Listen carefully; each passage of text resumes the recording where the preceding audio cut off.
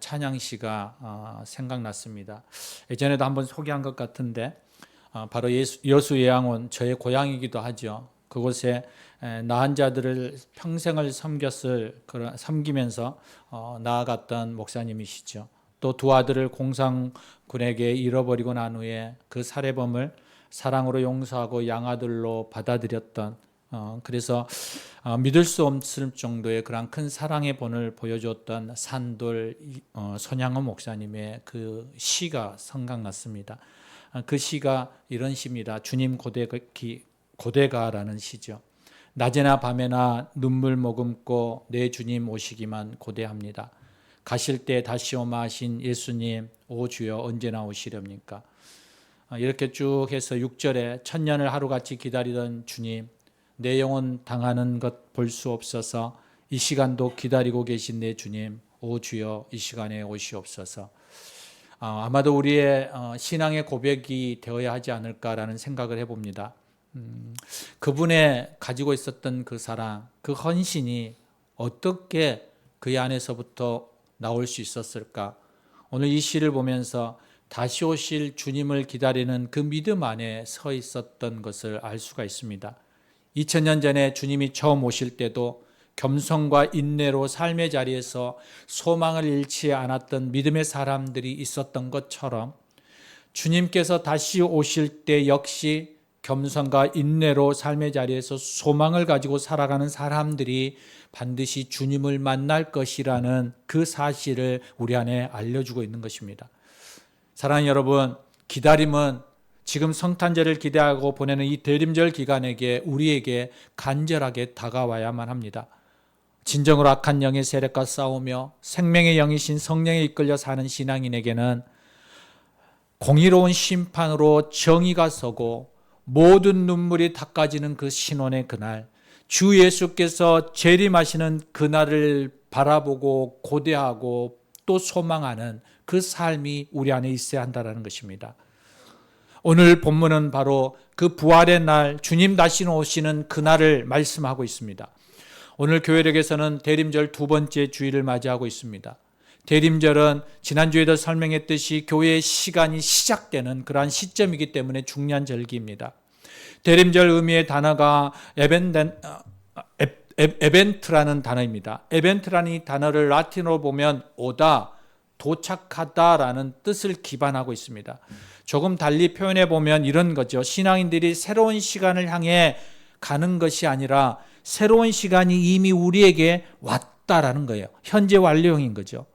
이는 우리가 하나님의 나라를 생각할 때 예수님이 처음 구원주로 오셨을 때 천국이 이미 이 땅에 왔다라는 것을 의미합니다.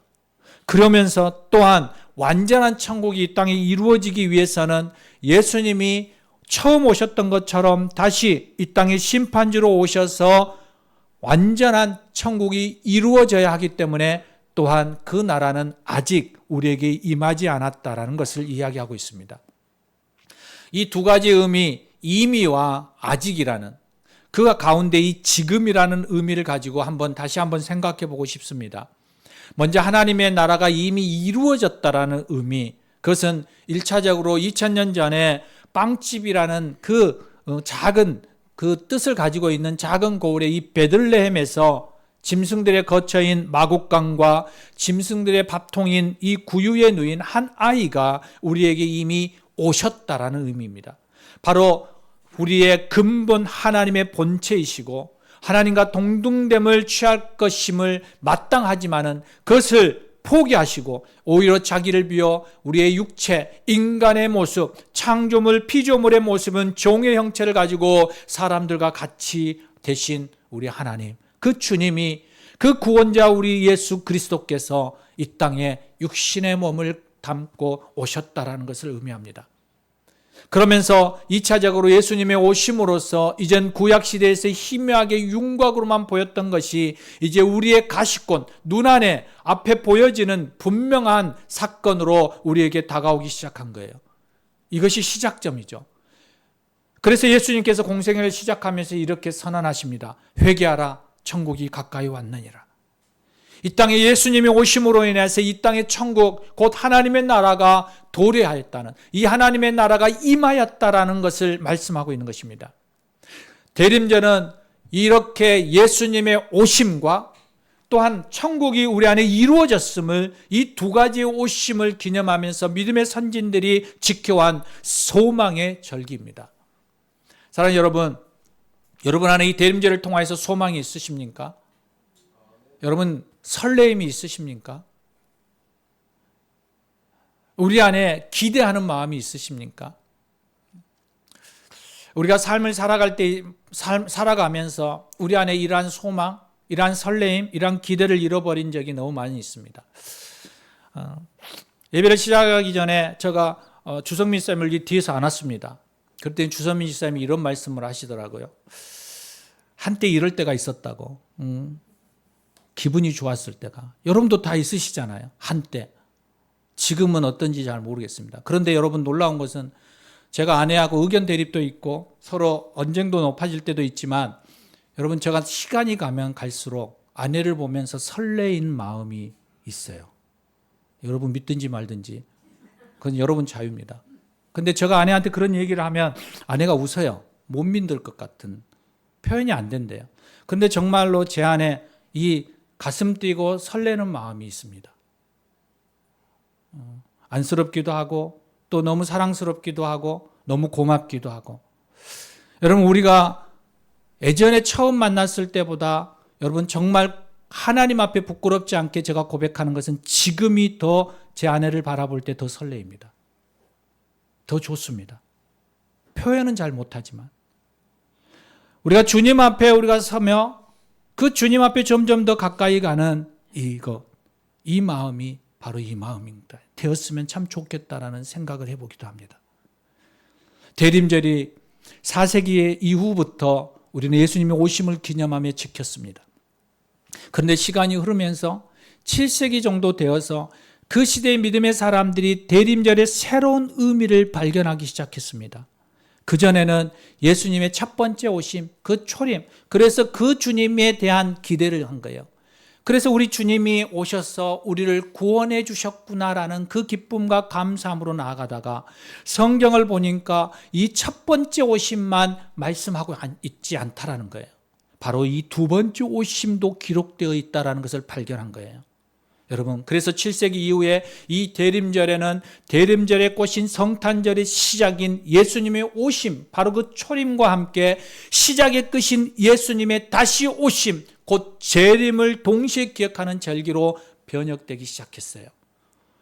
예수님의 구원의 메시지, 구원의 메시아로 오신 것에 초점을 맞춘 성탄절을 맞이하는 것은 여러분 완전한 성탄절을 기다리는 그러한 의미가 아닙니다.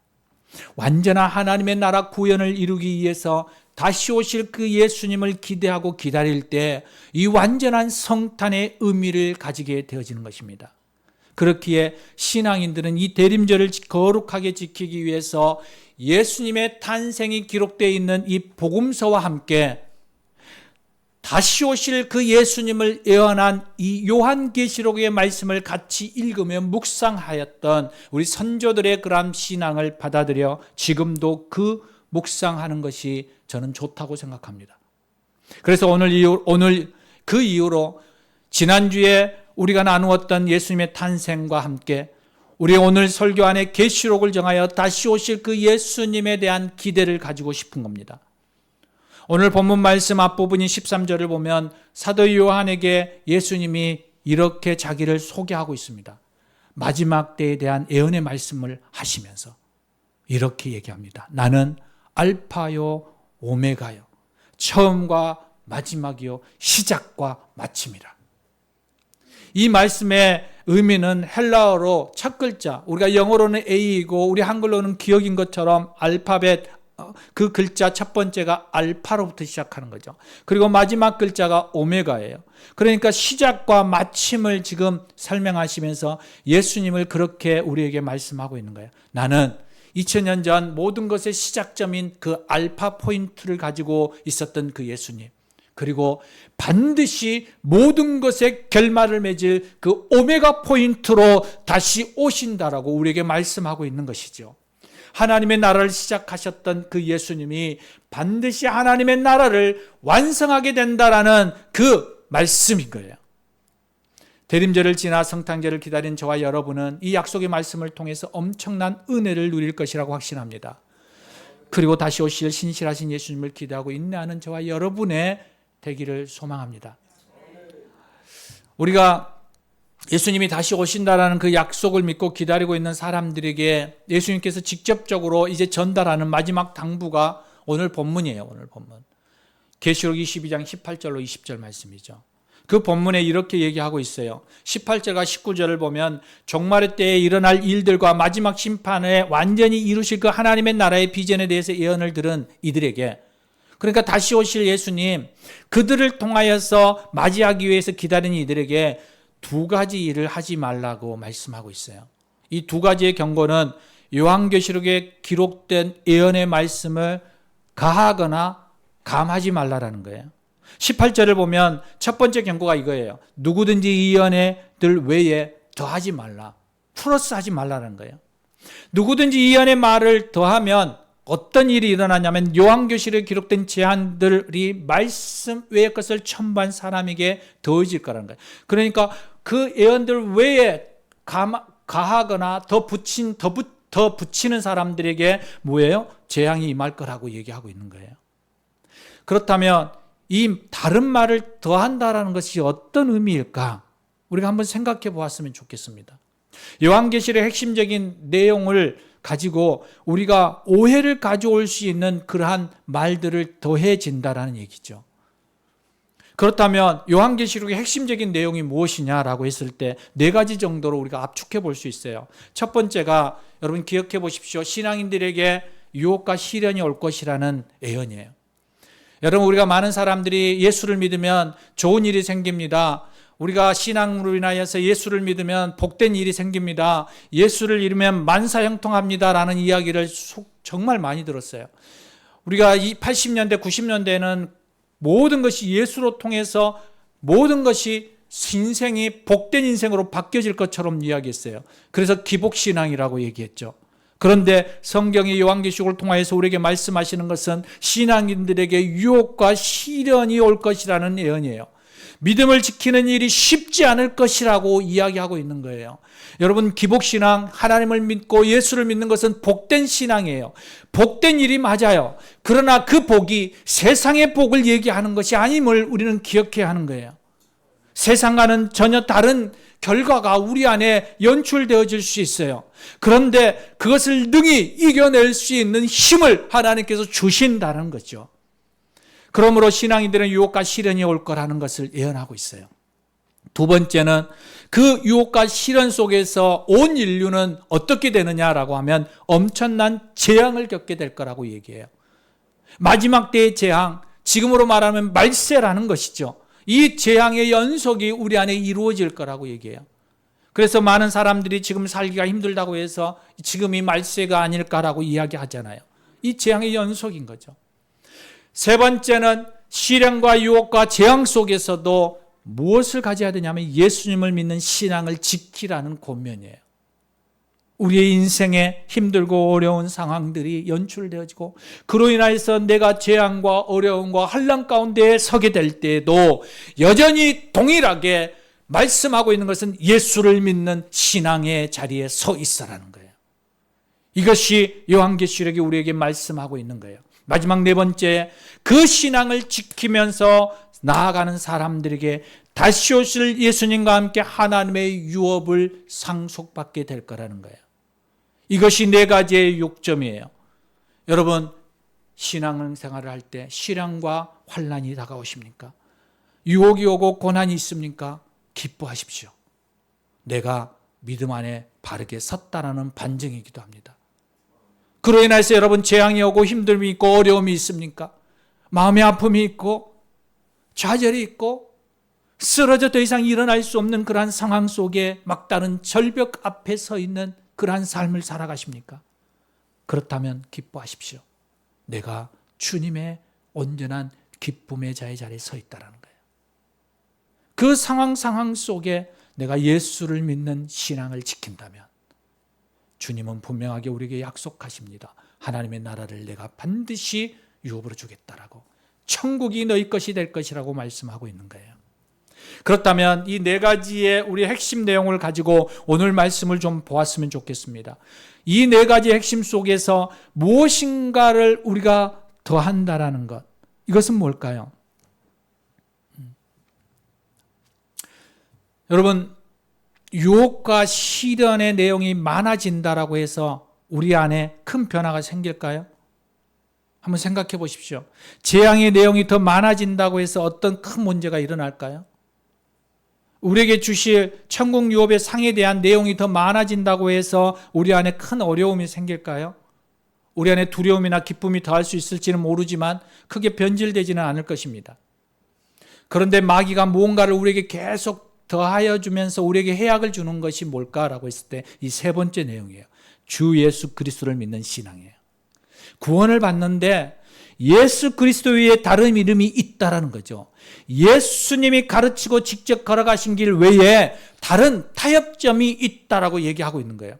이것이 그렇게 무언가를 더해주면 더해줄수록 큰 애곡을 불러오게 되어지는 거예요.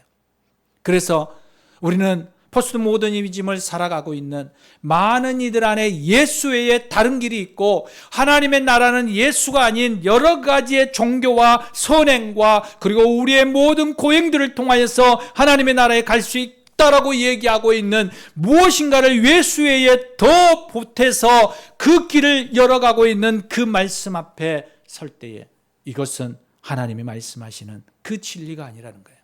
그래서 예수 그리스도만을 믿으라고 얘기하고 있는 거예요. 여러분, 예수 외에 다른 구원이 없습니다. 사도행전 4장 12절에 말하고 있는 것처럼 다른 이로서는 구원을 받을 수 없나니 천하 사람 중에 구원을 받을 만한 다른 이름을 우리에게 주신 일이 결코 없다라고 말씀하고 있는 거예요.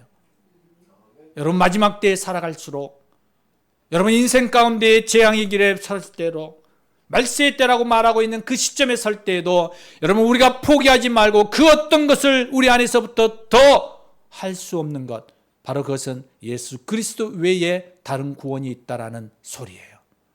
그 소리에 여러분 귀 기울이지 마시고 떠나십시오. 그리고 예수 그리스도만이 우리의 구원이심을 선포하고 믿음으로 반응하시기를 소망합니다. 두 번째 경고예요. 19절에 이 요한계시록의 예언의 말씀에서 하나라도 제하여 버린다면, 바로 예언의 말씀을 빼어버리면 어떤 일이 일어날 것인가라는 거예요. 그것이 바로 그 생명나무와 거룩한 성의 참여함을 제하여 버리겠다는 거예요. 똑같은 거예요. 너희가 빼면 나도 빼버리겠다는 거예요. 생명책에서 너희의 이름을 빼버리겠다라는 얘기예요. 더함의 경고보다 더 무시무시한 경고가 붙어 있어요. 그렇다면 이 예언의 말을 감한다라는 것은 무슨 의미일까요? 우리 계시록의 네 가지의 핵심 재앙 중에 첫 번째, 우리가 유혹과 시련을 받으리라는 그 예언을 빼버리고, 세상에 재앙이 도래할 거라는 그 예언을 빼버리고, 또 하나님의 나라와 천국의 유업이 있을 거라는 것을 빼버리는 것. 그래서 여러분 복된 인생입니다. 여러분이 평안할 겁니다. 여러분의 삶의 질이 더 좋아질 겁니다. 여러분 안에는 장미꽃 뿌려지는 그러한 큰 길 대로만 있습니다라고 말하고 있는 그 가짜에서부터 벗어나라는 거예요. 빼지 말라라는 거예요. 결국 이 일련의 내용들을 빼버린다는 말을 지금으로 함축해 본다면 이런 거죠. 천국과 지옥은 없습니다. 여러분, 심판은 없을 것입니다. 여러분, 예수 그리스도의 재림은 없을 것입니다. 우리 안에 계속적으로 이렇게 말하고 있는 거예요. 우리가 비신자들과 이야기할 때 가장 많이 듣는 이야기들이잖아요. 내가 죄가 어디에 있어? 천국이 있다면 보여줘봐. 여러분, 우리 안에서부터 계속적으로 말하고 있는, 야, 심판이 있다면 악인들이 저렇게 편안하고 저렇게 배만 퉁퉁거리며 살 수 있어? 야, 재림이 있다면 내가 이렇게 살아가겠어? 라고 얘기하고 있는 거죠. 사랑하는 여러분, 결국 예수 그리스도를 믿는 신앙의 본질은 천국과 지옥이 있다라는 그 믿는 것에서부터 출발하는 것을 기억하십시오. 천국과 지옥을 믿느냐 믿지 않느냐에 달려 있습니다. 그런데 여러분, 어느 순간도 교회 강단에서 점점 천국과 지옥에 대해서, 심판과 재림에 대해서, 죄의 문제에 대해서 다루는 말씀이 현저하게 줄어들어가고 있어요. 강단에서부터 부담이 적고 듣기 좋아하는 복받고 형통하고 성공하는 내용들을 계속적으로 전해요. 신앙들이 모여 있다고 하는 이 교회에서도 이 요한계시록이 기록되어 있는 예언의 핵심적인 내용을 기피하고 있다라는 이 반증 앞에 우리는 서 있어요. 여러분은 어떤가요? 여러분은 어떤 이야기가 더 듣고 싶으신가요? 날마다 기막힌 새벽이라는 묵상을 하는 매일매일 올리는 김동호 목사님의 묵상집에서 이사야서를 강의하는 기간이 있었어요. 그런데 김동호 목사님이 이런 얘기를 하더라고요. 이 이사야의 심판에 대해서, 사람들에 대해서, 죄에 대해서 계속적으로 얘기하니까 그 유튜버의 모든 듣는 사람들이 상당히 많은 사람이 이탈했다 그러더라고요. 세상은 자꾸만 우리 안에 부담되어지는 이야기들을 싫어하니까요. 듣기 싫은 이야기가 너무 힘드니까요. 그래서 떠나가는 거예요. 그럼에도 불구하고 이사야를 강의를 끝까지 하신다고. 여러분, 우리 안에 부흥을 얘기하고 교회가 성공을 이야기하고 그리고 교회 안에서 무엇인가 우리 안에 커져가는 것들을 바라보면서 우리가 변질되어져 있는 신앙을 살아가지 않기를 원합니다. 여러분의 인생도 마찬가지입니다. 믿음의 신앙도 마찬가지입니다. 바로 예언을 제하지 말라라는 것, 이 말이 그러한 말씀입니다. 우리 안에 삶을 통해서 증언해야 했던 것처럼 그 예수 그리스도께서 하나님의 천국, 바로 그것이 실존이라는 것을 말씀하고 있는 거예요. 그 하나님의 나라를 바라보면서 살아가는 이들에게 우리에게 닥쳐오는 재앙도 유혹도 그 어떠한 것들도 하나님의 나라에 받는 상급과 결코 비교될 수 없는 그 믿음으로 나아가는 것이에요. 그러므로 여러분, 재앙이 오고 유혹이 오고 시련이 오고 고난이 올 때마다 더 기뻐하라는 그 바울의 권면을 기억하셔야만 하는 거예요. 왜? 하늘의 소망을 가진 사람들은 그것을 능히 이겨낼 수 있으니까요. 그것에 대해서 여러분이 쓰러지고 그것에 의해서 흔들리고 그에 여러분의 신앙이 자꾸만 좌충우돌한다면 여러분 믿음을 다시 한번 체크해 보셔야만 하는 거예요. 하늘의 소망을 다시 한번 체크해 보셔야만 되는 거예요. 다시 한번 내가 천국과 지옥이 있다는 것을 내가 정말 믿고 있는지를 다시 한번 들여다보아야만 한다는 것입니다. 오늘 이 시간 여러분 심판주로 오실 그 주님을 신뢰하고 기도하며 잠잠히 기다리는 여러분 되시기를 축원합니다. 그러면서 본문 20절에 예수님이 말씀하시는 거예요. 이것들을 증언하느니 바로 예수님이 이르시되 내가 진실로 속히 오리라. 예수님의 예언의 말씀을 들은 사도 요한과 믿음의 선진들이 어떻게 반응하는지를 보십시오. 어떻게 반응하시나요? 아멘. 주 예수여 오시옵소서. 주 예수여 어서 오시옵소서. 여러분 이러한 믿음의 신앙을 가지고 있으십니까? 여러분이 시험과 어려움을 당할 때에 주 예수여 오시옵소서라고 고백하고 있습니까? 하나님 정말 힘들고 어렵습니다. 주님 빨리 오세요라고 고백하고 있습니까? 이 신앙이 그들을 이끌어온 거예요. 이 믿음의 고백이 그들을 그러한 어떠한 죽음의 길과 그들을 어떠한 상황 속에서도 이겨낼 수 있는 힘을 주셨다라는 거예요. 사랑하는 여러분, 이 마라나타 신앙을 다시 한번 부여잡기를 소망합니다. 주님은 반드시 오십니다.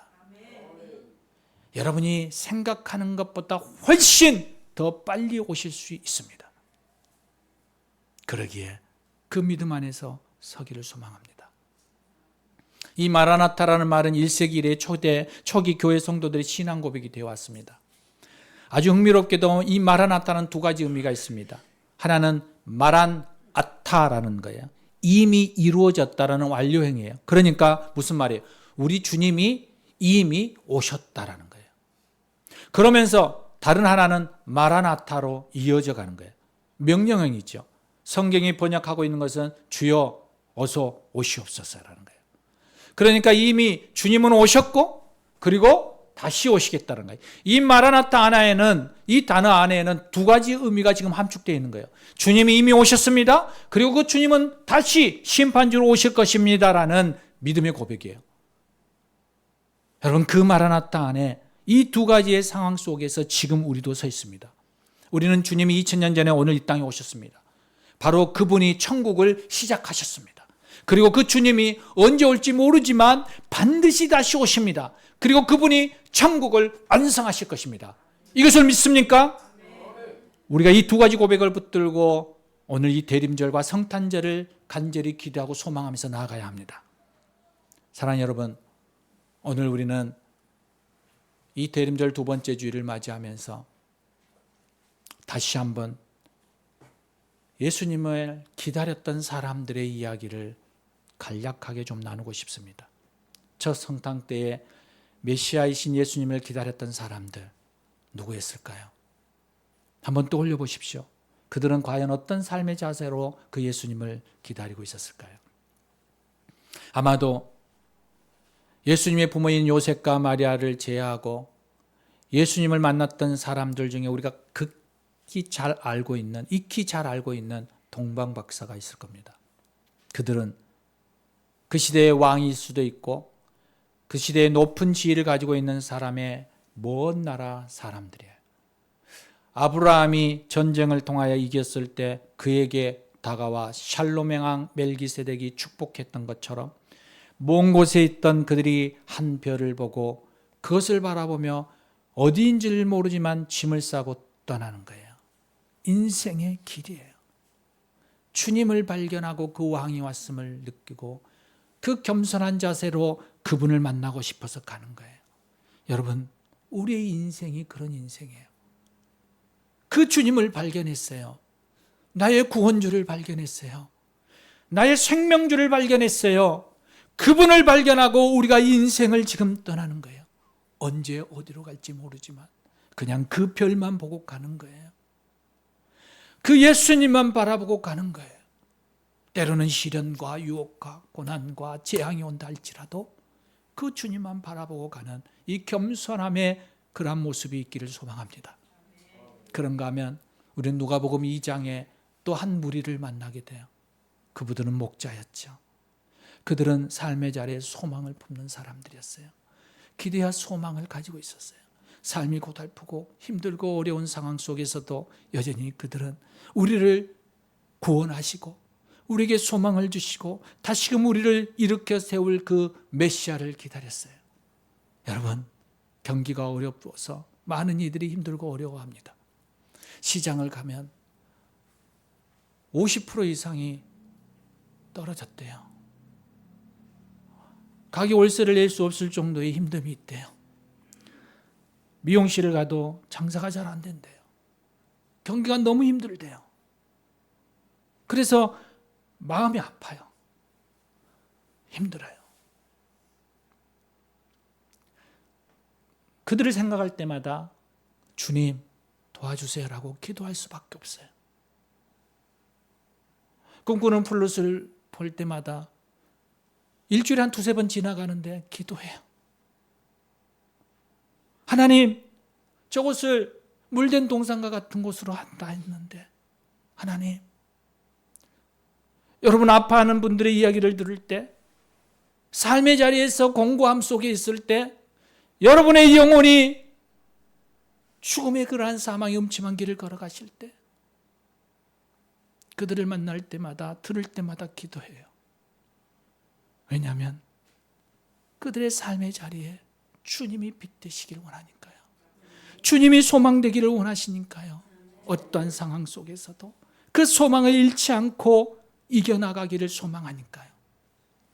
마지막 세 번째 사람을 생각해요.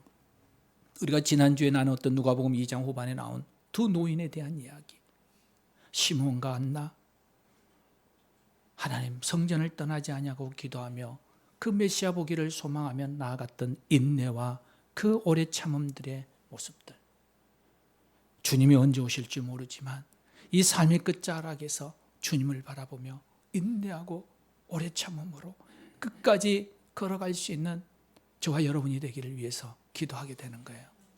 사랑하는 여러분, 오늘 우리가 이 말씀 앞에 이 마라나타 신앙을 다시 한번 기억하고 소망하면서 겸손과 소망과 인내로 주님 앞에 다시 한번 경건의 자세로 나아가는 저와 여러분 되시기를 주의 이름으로 부탁드립니다.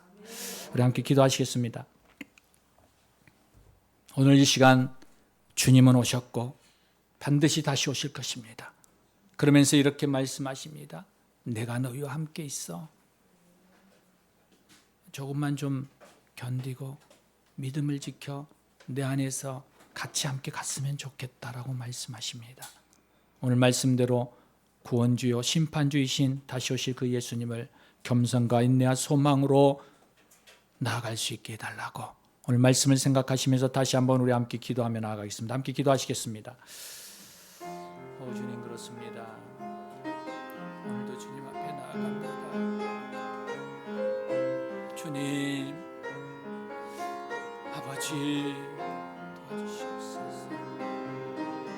주님을 떠나갑니다. 소망 없는 곳, 주님 절망 앞에 있는 이들에게 하나님 소망 되시고 빛 되시며 주님 구원자 되시며 그들 가운데 하나님 당신의 믿음의 고백들이 일어나게 하여 주시옵소서. 사랑의 아버지 하나님, 주님을 찬양합니다. 우리의 모든 상황과 환경과 그 모든 과정 속에서도 주님은 우리의 구원자이시며 우리의 소원이시며 우리의 또한 왕이시며 우리의 모든 문제 해결자이심을 고백합니다. 다시 한번 우리 안에 다시 오실 그 주님을 바라보며 경건의 훈련을 계속적으로 이루어가는 믿음의 사람들 되게 해 주시옵소서. 우리 주 예수 그리스도 이름으로 기도합니다. 아멘. 아멘.